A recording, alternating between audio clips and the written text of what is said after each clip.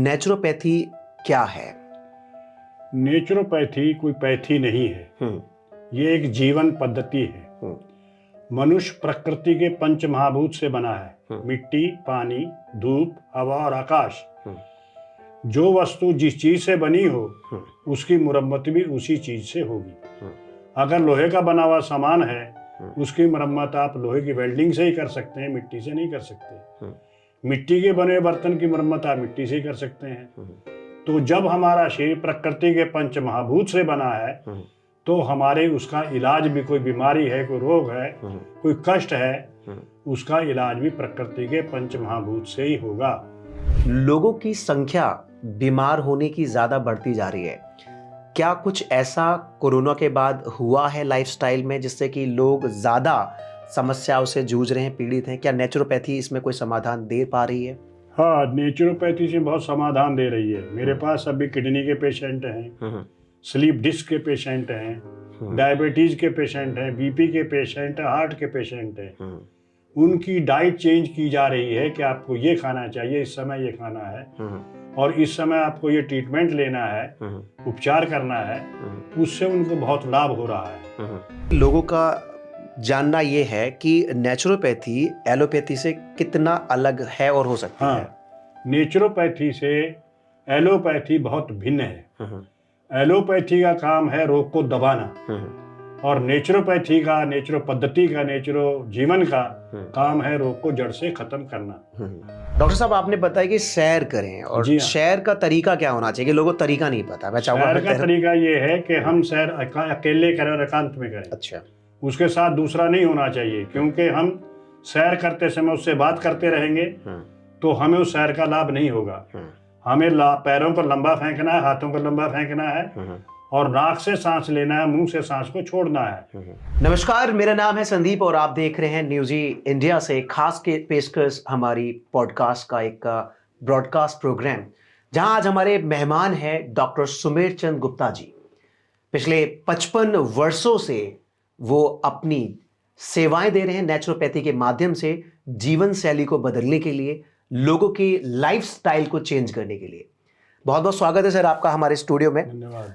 तो सबसे पहला मेरा सवाल है डॉक्टर साहब कि नेचुरोपैथी क्या है? नेचुरोपैथी कोई पैथी नहीं है। ये एक जीवन पद्धति है। मनुष्य प्रकृति के पंच महाभूत से बना है। मिट्टी, पानी, धूप, हवा और आकाश। जो वस्तु जिस चीज से बनी हो उसकी मुरम्मत भी उसी चीज से होगी। अगर लोहे का बना हुआ सामान है उसकी मरम्मत आप लोहे की वेल्डिंग से ही कर सकते हैं, मिट्टी से नहीं कर सकते। मिट्टी के बने बर्तन की मरम्मत आप मिट्टी से ही कर सकते हैं। तो जब हमारा शरीर प्रकृति के पंच महाभूत से बना है तो हमारे उसका इलाज भी, कोई बीमारी है, कोई रोग है, कोई कष्ट है, उसका इलाज भी प्रकृति के पंच महाभूत से ही होगा। मिट्टी खाने के लिए नहीं, मिट्टी के इस्तेमाल किए जाते हैं। मिट्टी की पट्टी पेट पर लगाई जाती है, पूरी बॉडी की मालिश की जाती है, स्टीम बाथ दिया जाता है, हिप बाथ दिया जाता है, सोना बाथ दिया जाता है, चादर की लपेट दी जाती है। यानी प्रकृति की जितनी भी चीजें हैं जो प्रकृति को छूती हैं उन सारी चीजों से मनुष्य का इलाज किया जाता है। और क्या नेचुरोपैथी में किसी भी गंभीर बीमारी का इलाज संभव है डॉक्टर साहब? नेचुरोपैथी में ऐसी कोई बीमारी नहीं जिसका इलाज संभव ना हो, बशर्ते के कराने वाले को उसमें विश्वास होना चाहिए। जब तक किसी भी चीज में आपको विश्वास नहीं होगा, डॉक्टर पर या इलाज पर, तो आपको लाभ होने वाला नहीं है। आजकल बीमारियों का ज्यादा समावेश डायबिटीज, बीपी, हार्ट, इस तरह की बीमारियों, स्लीप डिस्क, बहुत निकम्मी बीमारी आ रही है।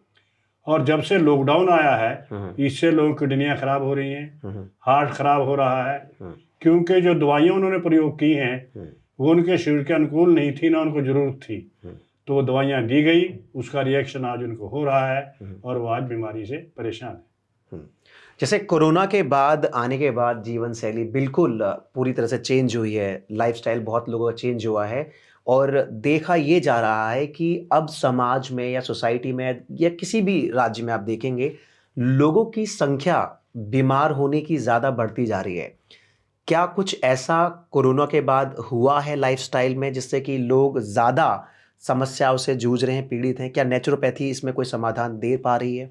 हाँ, नेचुरोपैथी से बहुत समाधान दे रही है। मेरे हम्म, पास अभी किडनी के पेशेंट हैं, हम्म, स्लीप डिस्क के पेशेंट हैं, हम्म, डायबिटीज के पेशेंट हैं, बीपी के पेशेंट हैं, हार्ट के पेशेंट हैं। हम्म, उनकी डाइट चेंज की जा रही है कि आपको ये खाना चाहिए, इस समय ये खाना है, हम्म, और इस समय आपको ये ट्रीटमेंट लेना है, हम्म, उपचार करना है। हम्म, उससे उनको बहुत लाभ हो रहा है। हम्म, और कुछ लोग जिम में जा करके हम्म, अपनी खराब कर रहे हैं सेहत को, हम्म, क्योंकि वो जो वेट लिफ्टिंग करते हैं उनकी कमर में हम्म, दर्द आ जाता है। इस तरह के बहुत लोग मेरे पास आए हुए हैं हम्म, जिनकी कमर के दर्द का इलाज हम पोटली से हम्म, और उसके साथ साथ जानु बस्ती, कटी बस्ती, हम्म, इस तरह की चीज़ों से करते हैं, हम्म, और वो स्वस्थ हो जाता है हम्म, और आगे उसे अपने जीवन में अपनाता है और स्वस्थ रहता है। हम्म।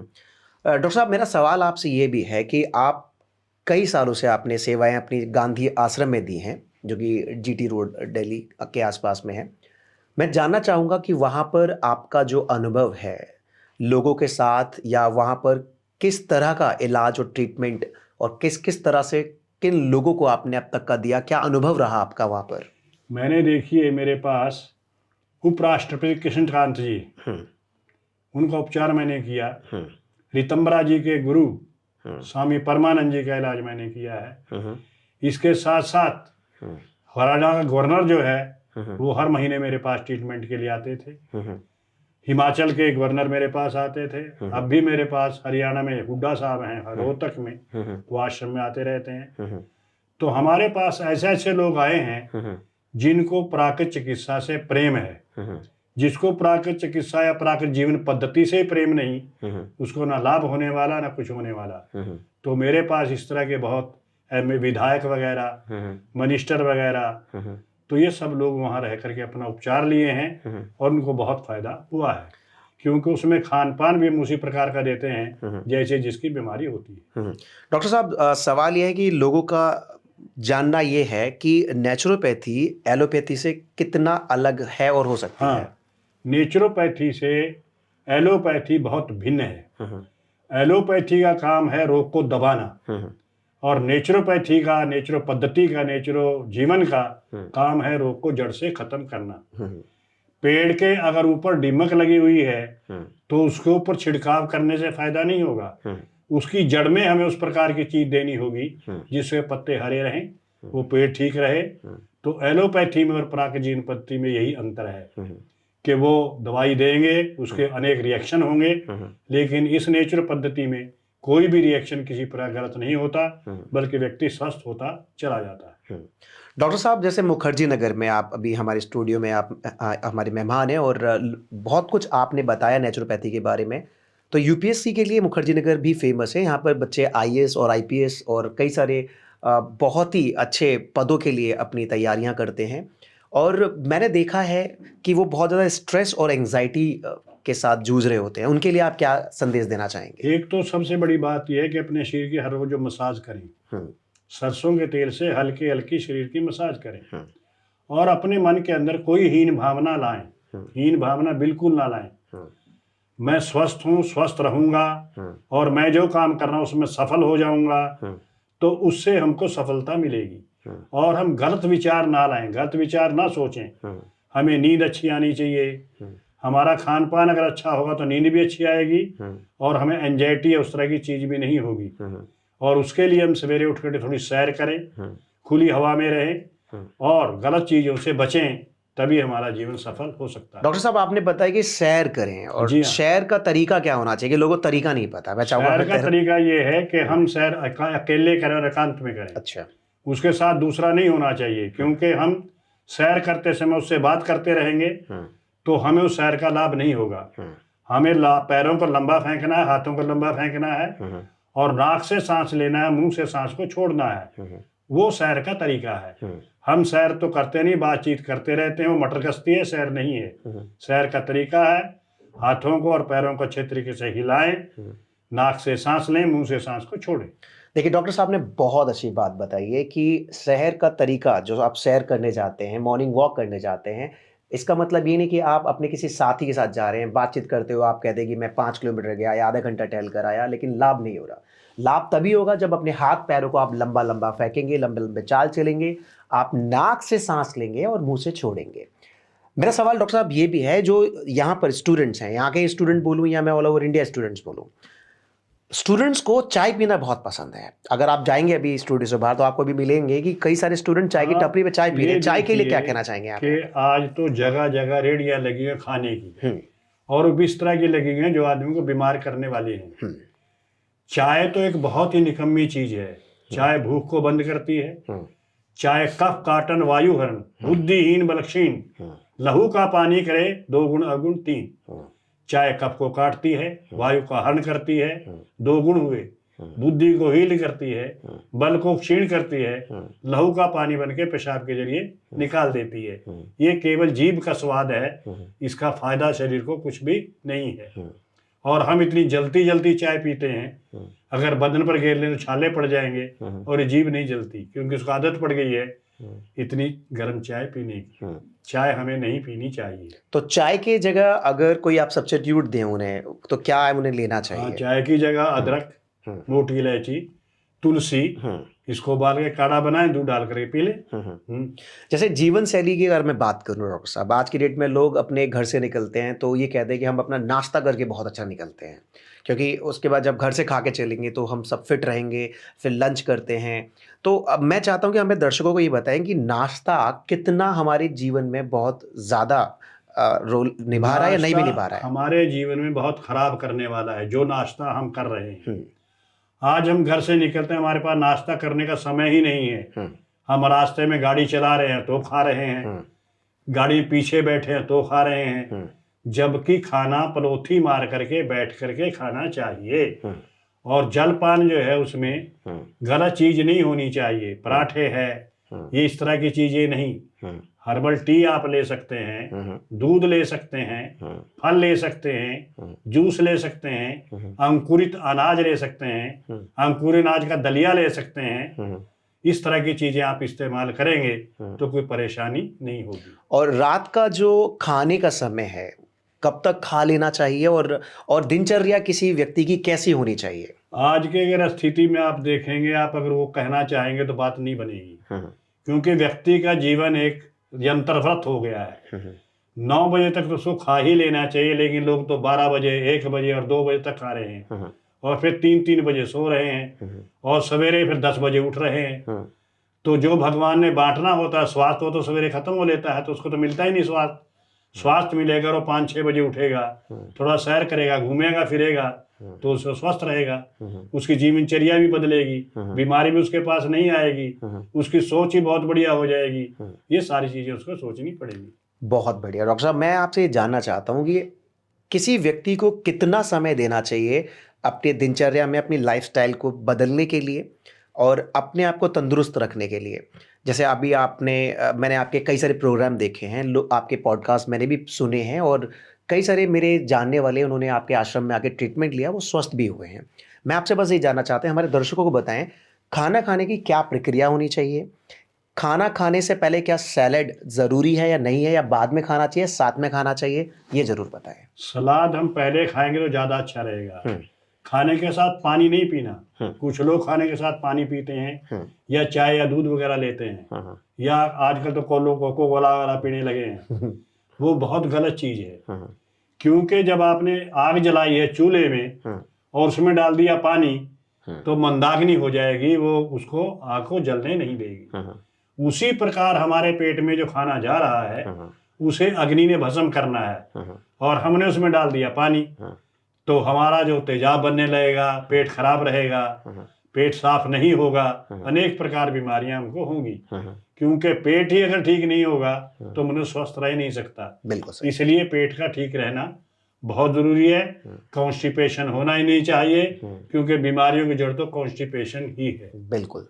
सवाल मेरा ये भी आपसे है कि आज की डेट में आप देखेंगे घर में, परिवार में छोटे बच्चे भी हैं या फिर युवा भी हैं, मोबाइल की लत उन्हें लगी हुई है, और उसके बाद देखने के लिए मिलता है कि वो बताते हैं कि हमारे सर में दर्द हो रहा है, या हमें सर्वाइकल की दिक्कत हो रही है, प्रॉब्लम हो रही है।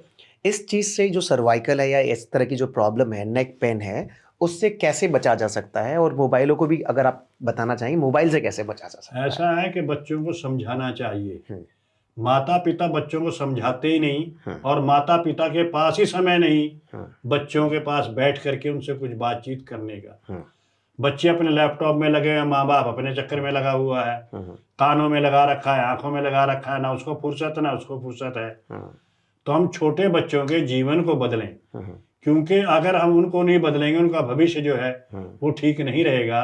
वो पढ़ भी नहीं पाएंगे, स्वस्थ भी नहीं रहेंगे, क्योंकि आजकल जमाना ऐसा आ गया है कि पहले तो एक तख्ती होती थी, एक कलम होती थी, उससे सारा पढ़ लेता था। बिल्कुल। आज तो उसके थैले में गधे जितना बोझ है, उस बोझ को उठा उठा फिरता रहता है। वो क्या करे बेचारा, क्या पढ़ेगा? किताबें इतनी है जिसका अंदाज नहीं। तो उन बच्चों को स्वस्थ रखने के लिए हम उनके मानस को तैयार करेंगे, उनको समझाएंगे, तब जाके बात बनेगी। और छोटे बच्चों को मोबाइल देने का प्रयास ना करें, समझाएं। अब मेरे बच्चे जो हैं, पोते हैं मेरे 2, 10वीं तक उनको कोई मोबाइल देने की जरूरत नहीं है। 10 के बाद उनको कहीं से कुछ करना पड़े तो उसको देख लें, नहीं तो नहीं। और हम अपने घरों में ना डालडा इस्तेमाल करते, ना चीनी इस्तेमाल करते, ना उसके साथ साथ और गलत चीजें इस्तेमाल करते। मैगी वैगी का तो प्रश्न ही नहीं उठता। तो हम तो घी की जगह सरसों का तेल, शुद्ध सरसों का तेल, कच्ची घानी का प्रयोग करते हैं। खांड या गुड़ इस्तेमाल करते हैं चीनी की जगह। और ये जो दूसरी तीसरी चीजें आती हैं, नमक हम सेंधा इस्तेमाल करते हैं, दूसरा नमक इस्तेमाल, टाटा वाला इस्तेमाल नहीं करते। तो हम अपने बच्चों का अपना स्वास्थ्य ठीक रखने के लिए अपने आप को बदलेंगे, अपनी रसोई को बदलेंगे, तब जाके बात बनेगी। बहुत बढ़िया आपने बताया कि देखिए डॉक्टर साहब ने बताया कि अपनी रसोई को बदलेंगे, हाँ। तभी हम कुछ बदल पाएंगे। अपने घर में सरसों कच्ची घानी का तेल यूज करते हैं, डॉक्टर साहब बताते हैं कि बाहर की चीज़ों से अपने बच्चों को बचाएं। ये नूडल्स, मैगी, ये बहुत ज़्यादा आपके बच्चों के लिए खतरनाक हो सकते हैं। तो जितना हो सकता है अपने घर पे पकवान बनाएं, अपने घर की शुद्ध चीज़ों का इस्तेमाल करें। डॉक्टर साहब मेरा एक सवाल आपसे है, जी। महिलाएं आज की डेट में, उन महिलाओं के बारे में आप, मैं चाहूँगा कि ये नेचुरोपैथी से महिलाएं अपने जीवन को कैसा अच्छा देखिए, बना सकती ऐसा हैं? है कि एक तो आजकल सबसे बड़ी बात जो हो गई कि व्यक्ति खाना खड़ा खड़ा बनाता है, और लेटरिन भी आजकल खड़ा खड़ा ही जाता है, और खाना भी खड़ा खड़ा ही खाता है। अगर व्यक्ति बैठ कर के प्रयोग करे तो उससे बहुत लाभ होगा। पहली माताएं चक्की भी चलाती थी, आटा भी बैठ कर गूंथती थी। आज की माताओं को तो आटा ही गूंथने का नहीं पता। आप ये देखिए कि हम बथुए का इस्तेमाल करते हैं, हम उसको उबाल के पानी उसका फेंक देते हैं। क्या खा रहे हैं? छिलका कबाड़ खा रहे हैं। घिया की कद्दूकस की उसका पानी फेंक दिया, छिलका खा रहे हैं। दूध फाड़ते हैं, पनीर खा लेते हैं, पानी फेंक देते हैं। जबकि पानी इतनी सर्वोत्तम चीज है, जब कोई भी चीज हजम नहीं होती तब डॉक्टर भी उसको कहता है कि दूध का फाड़ करके उसको पानी दीजिए ताकि वो हजम हो जाए। तो इस तरह की चीजें अगर माताओं को पता हो, माताओं को ये ज्ञान हो कि बच्चे को क्या डाइट देनी है, नौजवानों को क्या खाना देना है, और बुजुर्ग को क्या खाना देना है, तो रसोई बीमारी आएगी ही नहीं, क्योंकि हमारा वो दवा खाना है, रसोई नहीं है। डॉक्टर साहब मैं आपसे भी मिला, और मैंने आपको पहले भी कई प्रोग्राम्स में देखा, और सबसे बड़ी बात जो मैं देख रहा हूँ आज की डेट में, युवाओं को छोटी उम्र में भी चश्मे चले जाते हैं, चश्मे लग जाते हैं। और जैसे कि अभी आप ने चश्मा नहीं लगाया हुआ है और आप चश्मा लगाते भी नहीं हैं, तो ऐसे किस उम्र में आप हैं, और क्या चश्मे से कोई व्यक्ति कैसे अपने आप को बचा सकता है? ऐसा है कि आंखों के लिए देखिए, कुछ मैं आप 80 चाहूँगा वर्ष का हो गया हूँ। खान पान मैंने आपको बताया कि मैं हाँ। सवेरे जलपान लेता हूँ, दोपहर को भोजन, शाम को भोजन। आंखों को हम ज्यादा इस्तेमाल कर रहे हैं, उसके साथ हम लगे हुए हैं, रात दिन मोबाइल में लगे हैं, और दूसरे तीसरे यंत्र आजकल आ गए हैं, साधन आ गए हैं, उसमें लगे हुए हैं। तो जब आंखों का जोर ज्यादा उस पर रहेगा तो आंखें ऑटोमेटिक कमजोर होंगी। पहले लोग आप देखिए 100-100 साल तक भी उनकी आंखों पर चश्मे नहीं है, बिल्कुल, और आंखों की कमजोरी नहीं। क्यों? उन लोगों को लैपटॉप और ये दूसरा टेलीफोन वगैरह नहीं होते थे, साधारण जीवन जीते थे, बिल्कुल, और उससे आनंद में रहते थे, जंगलों में रहते थे, खाते पीते मौज करते थे। अब कोठियों में रह रहे हैं, वहां चारों तरफ से बंद है, ना कहीं हवा का दर्शन है, ना कहीं धूप का दर्शन है, ना ही खाने के विषय में पता है, तो बीमारियां तो अपने आप आएंगी। तो ये उसका कारण है। तो क्या कुछ आंखों की आप कोई एक्सरसाइज बता सकते हैं हमारे दर्शकों को अभी? आंखों के लिए एक तो आप त्राटक करें। आप मेरी तरफ देखिए, मैं बताता हूँ आपको।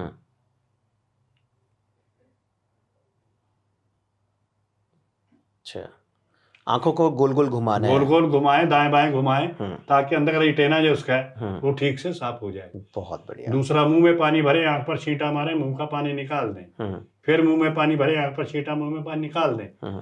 जब आप 2-3 बार बाथरूम जाएं तो तब उसके क्रिया को रखें। बहुत और बढ़िया। आजकल गाजर खूब आ रही है। हाँ। गाजर और चुकंदर, इसका जूस प्रयोग करें। देखो मैं तो करने वाला हूँ, क्योंकि मुझे मेरी आंखों को भी बहुत आराम चाहिए। मुझे बहुत अच्छा लगा, और आपने बहुत कुछ आज सुना डॉक्टर साहब से कि घर के अंदर क्या यूज़ करना चाहिए, महिलाओं को अपने बच्चों को क्या क्या घर में डाइट देनी चाहिए, और स्लिप डिस्क, सर्वाइकल जैसी प्रॉब्लम्स को कैसे नेचुरोपैथी में बचाया जा सकता है, किडनी जैसी भयंकर जो प्रॉब्लम है उसको नेचुरोपैथी से कैसे सही किया जा सकता है। पिछले 55 सालों से गुरुजी जो हैं, डॉक्टर साहब जो हैं, अपनी सेवाएं दे रहे हैं, लोगों की ज़िंदगी को इन्होंने बदला है। मैं चाहता हूँ डॉक्टर साहब आपसे कि हमारे दर्शकों को एक संदेश दें, हमारे श्रोताओं को एक संदेश दें, अपने जीवन को आगे और कितना अच्छा अपना बेहतर बना सकते हैं आज की भाग-दौड़ की ज़िंदगी में। आज की भागदौड़ की जिंदगी में व्यक्ति को सीमित होना होगा। एक तो सबसे बड़ी बात यह है कि आज पैसे की होड़ हो गई है। हाय पैसा, हाय पैसा, हाय पैसा। जबकि हमें खाने पीने और रहने के लिए जिस चीज की सुविधा वो मिलनी चाहिए। गांधी जी कहते थे कि हम रोटी, कपड़ा और मकान सबको चाहिए एक समान, लेकिन हम वो सब चाहते नहीं। भाई सोचता है मेरे से ये बड़ा ज्यादा पैसे वाला हो गया, मुझे पैसे में लगना है। वो दूसरा हो गया तो पड़ोसी देख करके पड़ोसी को जल रहा है। तो ये सारी चीजें जो हैं ये व्यक्ति को परेशान कर रही हैं। अगर हम अपने आप को सीमित रखें, ये सोचें भगवान जो हमें दे रहा है बहुत दे रहा है, तो हमारा काम चल जाए। लेकिन हम दूसरों की होड़ में लगे हुए हैं, दूसरों को देख करके अपने मकान खराब कर रहे हैं। देख पराई झोंपड़ी क्यों ललचाया जी, रुखी मिस्सी खाएंगे ठंडा पानी पी। बहुत बढ़िया। देखिए बहुत अच्छी बात कही है कि आज की डेट में इंसान जो कंपेयर कर रहा है अपने आप को, वो नहीं करना। अपने आप को, अपनी लाइफस्टाइल को जिए। और यहाँ पे मैं भी कहना चाहूँगा, तुलसी भरोसे राम के, निर्भय होके सोए, अनहोनी होनी नहीं और होनी हो सो होए। तो अपने आप को कभी कंपेयर मत करो कि भाई उसके पास ये है, मेरे पास वो नहीं। उसके चक्कर में आप एंग्जाइटी, स्ट्रेस में आ रहे हैं। तो बहुत अच्छी जानकारी हमें डॉक्टर साहब ने इस मैं पॉडकास्ट के आपको एक माध्यम से छोटी दी सी है। बात बताता हूँ, अपनी बता रहा हूँ। हम 6 भाई हैं और करोड़पति से कोई कम नहीं मेरे अलावा। मुझे कहते थे कि लड़कियां आपके पास 3, इनकी शादी कैसे करोगे? मैंने कहा भगवान मेरे साथ है, वो इनकी शादी अपने आप कर देगा। और जितनी उन्होंने आज तक की भी शादी नहीं की, उससे बढ़िया शादी मैंने की है। तो किसी कृपा से, ईश्वर की ऊपर वाली कृपा से। और बहुत बहुत धन्यवाद डॉक्टर साहब, आपने इतना कीमती समय आपका दिया। धन्यवाद उनका जो मुझे यहाँ तक ले आए।